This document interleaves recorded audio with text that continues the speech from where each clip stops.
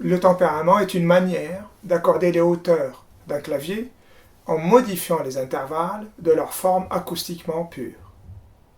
Il concerne donc les claviers, les clavecins, les orgues et les pianos. Le tempérament est une obligation, on ne peut pas y échapper, parce que si on divise une octave en 12 demi-tons, eh bien, il est impossible d'obtenir 12 demi-tons qui correspondraient aux intervalles purs, c'est-à-dire à la série des harmoniques. Considérons l'octave et la quinte pure. La quinte correspond au rapport 3 sur 2 et l'octave 2 sur 1. Si on fait le cycle des quintes 12 fois, c'est-à-dire si on part d'une note et on multiplie 3 sur 2 11 fois, on atteint un chiffre supérieur à celui d'une montée de cette octave. Cet écart dissonant, c'est le commun. Aujourd'hui, il existe un tempérament standard, un accord standard, c'est le tempérament égal, qui consiste en une division de l'octave en 12 demi-tons égaux. Les quintes et les quartes sont belles.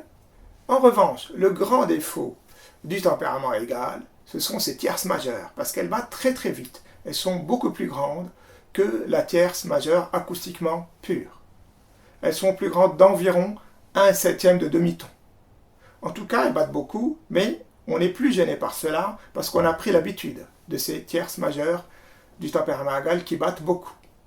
Dès le XVIIe siècle, même avant la naissance de Jean-Sébastien Bach, il existait une variété de la manière de tempérer les quintes. Les spécialistes n'étaient pas d'accord entre eux et il y avait différentes possibilités. Certains tempéraments devenus célèbres aujourd'hui ont été même théorisés et on les retrouve dans les accordeurs électroniques. C'est le type de tempérament dit tempérament inégal et bien tempéré, c'est-à-dire qui permet de jouer dans toutes les tonalités majeures et mineures, qu'a utilisé Jean-Sébastien Bach pour son clavier bien tempéré. Je vais me diriger vers mon piano pour vous montrer le tempérament que j'ai fait aujourd'hui. Dans un tempérament égal, les tierces majeures battent progressivement. Dans mon tempérament, mon piano, je l'ai accordé ce matin, Do Mi, la tierce la plus petite, c'est-à-dire elle est quasiment pure. Elle n'est pas pure, mais elle bat beaucoup moins qu'une tierce du tempérament égal. Ensuite, Fa, La et Sol, Si sont des tierces plus petites aussi, mais un peu plus grandes que Do Mi. Ça va battre un peu plus, mais toujours moins qu'en tempérament égal.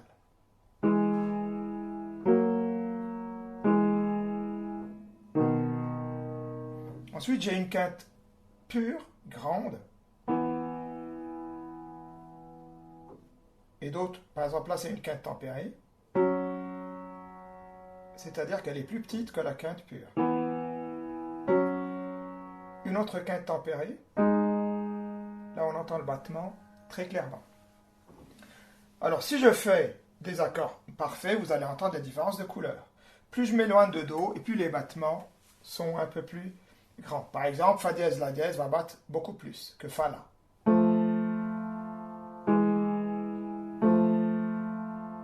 Et Sol, Si va battre moins.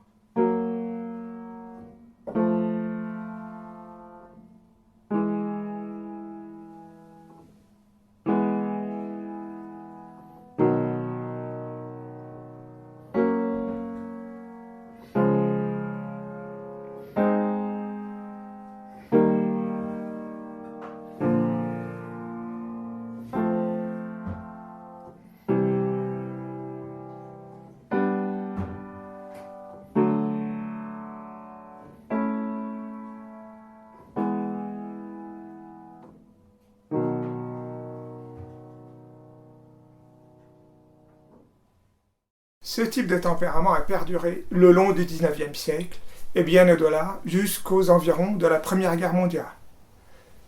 Mais ce n'était pas du tout standardisé, chacun faisait un peu à sa manière. Les très rares sources qu'on a de la fin du XIXe siècle le montrent. Tout d'abord, Alexander Ellis, qui avait mesuré des pianos accordés sous l'autorité de Hipkins en Angleterre, et il avait trouvé que les quintes n'étaient pas pareilles. Et là, on touche le point faible de ce type de tempérament, c'est que ce n'est pas standardisé. On peut décider de commencer avec une petite tierce Fa, La, à partir du Fa de la clé de Fa, plus ou moins petite, et donc ça dépend du goût de chacun. Personnellement, en tant que pianiste, je rencontre beaucoup de difficultés pour convaincre les accordeurs. En général, les accordeurs ne sont jamais convaincus d'accorder de la sorte. Et là, on voit bien la supériorité du tempérament égal, c'est que c'est le même partout. Et donc, quand les pianistes voyagent, quand ils font des tournées, quand ils changent de salle, ils retrouvent toujours la même justesse. J'ai eu la chance, à mon dernier concert, avant le confinement, c'était le 7 mars, à la bibliothèque Sainte-Geneviève à Paris, de rencontrer un accordeur, Tadashi Hara, que je salue, et qui a accepté d'accorder le Steinway, assez récent, selon ma partition. J'étais vraiment content. Je vous laisse écouter la partition.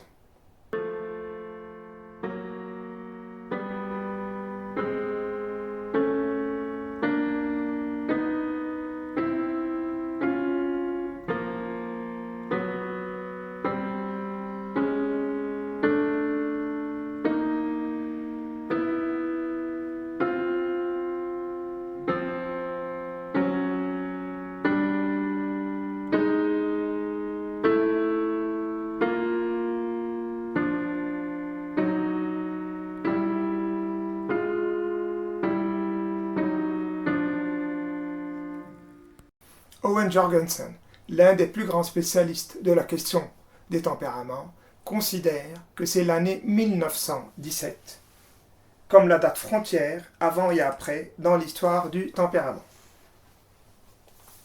Je le cite. Après 1917, tempérer est devenu une science habile basée sur des principes mathématiques universellement acceptés, et les accordeurs professionnels tempèrent maintenant avec des résultats similaires.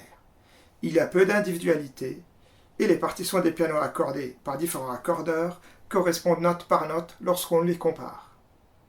Avant 1917, tempérer était un art basé sur un sens aigu de la perception des couleurs pour chaque intervalle ou accord particulier sur le piano. Ce sens des couleurs, qui se développait grâce au conditionnement de l'environnement, en écoutant des accords et de la musique pour piano au cours du XIXe siècle, est aujourd'hui perdu. Les sages décisions esthétiques, fondées sur les traditions classiques, n'ont plus cours. En effet, de tels jugements sont contraires à la philosophie atonale du XXe siècle. Jorgensen fait référence à l'ingénieur acousticien William Braithwaite, qui, dans son livre publié en 1917, a proposé pour la première fois la technique d'accord du tempérament égal avec les battements des tierces progressives. Selon Jorgensen, avant cette date-là, beaucoup croyaient qu'ils accordaient en tempérament égal, mais c'était impossible à faire.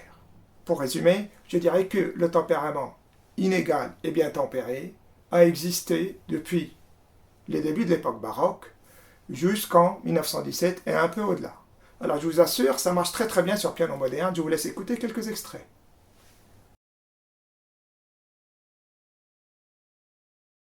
Dans mon tempérament, l'accord de ré majeur a une tierce majeure moyenne, à peine petite, et une quinte tempérée.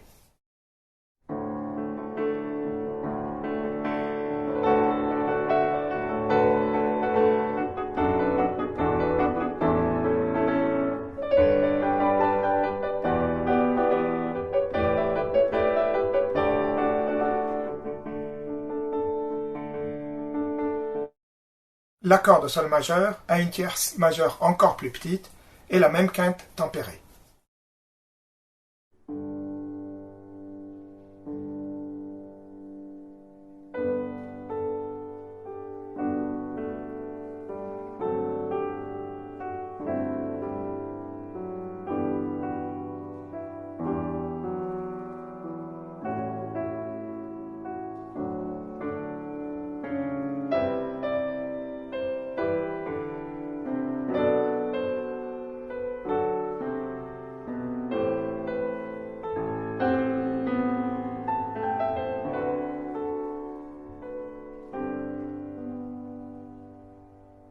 L'accord de mi mineur a une tierce mineure grande, quasiment pure, et une quinte pure.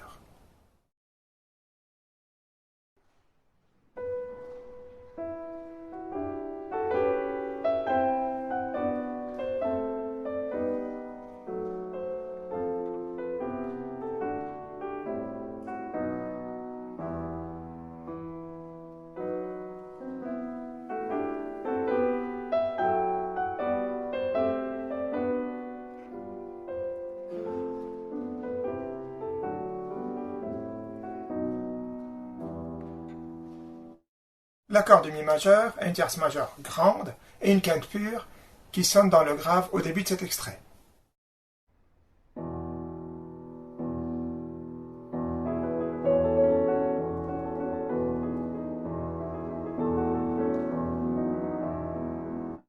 Dans ce passage, on a des tierces majeures chromatiques qui ont des battements différents.